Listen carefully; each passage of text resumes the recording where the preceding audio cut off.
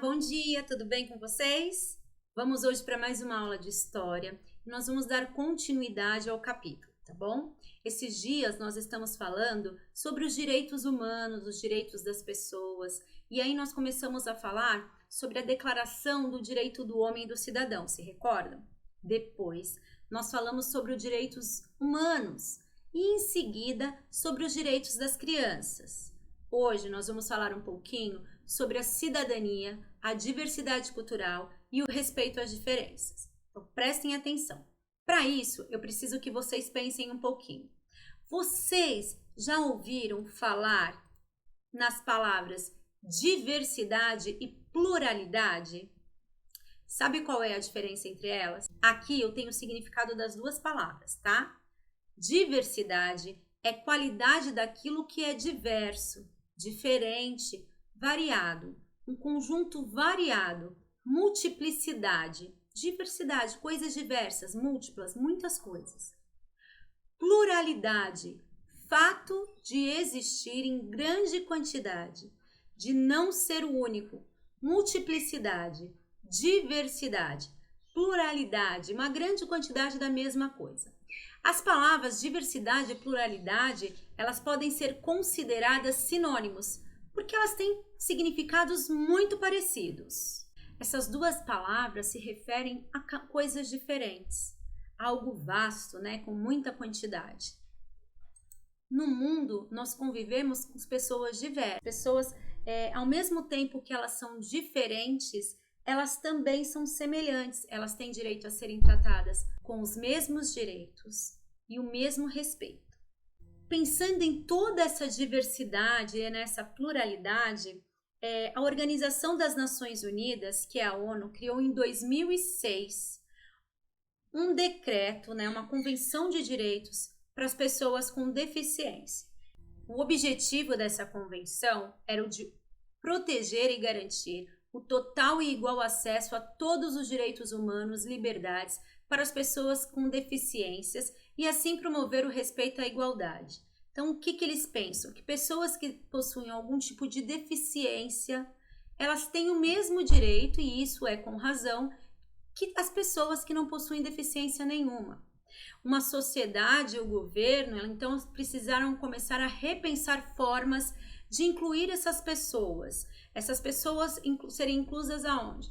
No dia a dia, nos espaços públicos, nas escolas, na acessibilidade. Foi oferecido para essas pessoas o curso de Libras e Braille. O que é Libras? É a linguagem de sinais. É aquela linguagem que as pessoas se comunicam através de sinais. E o Braille é a leitura, né, a linguagem tátil. Se passa a mão, né, as pessoas passam a mão para conseguir identificar o que lá está sendo escrito, né, a linguagem escrita registrada lá. Aqui nós temos a representação dessas duas línguas. A língua brasileira de sinais, que é Libras. Então, vocês percebam lá todo o alfabeto em Libras. Depois dá uma treinadinha aí, hein? E ao lado nós temos o Braille. O Braille é a linguagem utilizada para a leitura das pessoas com deficiência visual. Então, eles passam a mão por esses relevos e cada quantidade de marquinhas e cada posição que essas marquinhas estão, elas indicam uma letra, tá? Tem também a diferença entre letras maiúsculas e minúsculas, então vai isso antes, quando está em caixa alta, quando é alguma numeração, tá? Então, nós vemos aqui a numeração convencional dos pontos, tá? Ó, então, tem lá a letra A, olha lá, o local onde a pontuação está. Percebam que o A, ele é diferente da letra A acentuada. Tá vendo? Ó, o A com acento aqui, todos os As acentuados, eles estão representados de forma diferente. E assim faz com que as pessoas que possuam essas dificuldades possam ser inseridas no nosso dia a dia. Vocês devem prestar atenção ultimamente, é muito comum em programas de televisão ter alguém interpretando através da língua de sinais, de Libras, o que está sendo dito, para que todas as pessoas possam ter acesso àquelas informações. Outra forma de adaptação que foi necessária para tudo isso, para inserir essas pessoas, foi a adaptação aos espaços de mobilidade.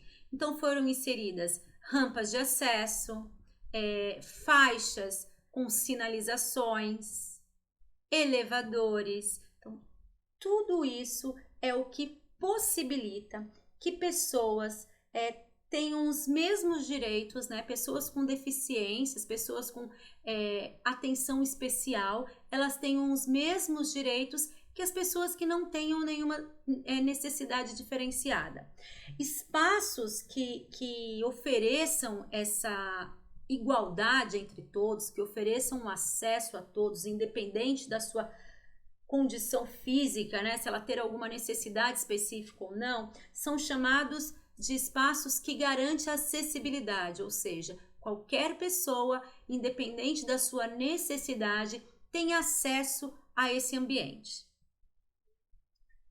Nós deixamos para vocês, lá na nossa plataforma, alguns links que falam sobre a língua brasileira de sinais, que é Libras, e o Braille. Assistam esses vídeos complementares, que eles são muito interessantes e vocês vão adorar. Agora, olha só, eu vou fazer um desafio para vocês.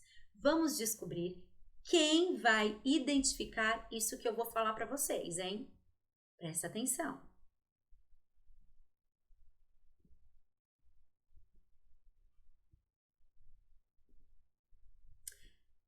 Tenta descobrir o que eu falei, tá bom? Aí, quando você descobrir, deixa um comentário particular lá na nossa plataforma, que eu vou saber se vocês entenderam direitinho o que eu quis dizer. Se não conseguir, fiquem tranquilos, amanhã na sala eu vou falar, tá bom? Então agora, não se esqueçam, realizem a leitura das páginas da atividade, somente a leitura, não é para vocês realizarem nada. Então, vocês vão ler da página 211 até a página 215, certo? Grifem os principais pontos do texto que vocês acharem importante e anotem todas as dúvidas que vocês tiverem. Então, não se esqueçam que amanhã nós temos um encontro marcado na nossa aula online, tá bom? Um beijinho e até lá!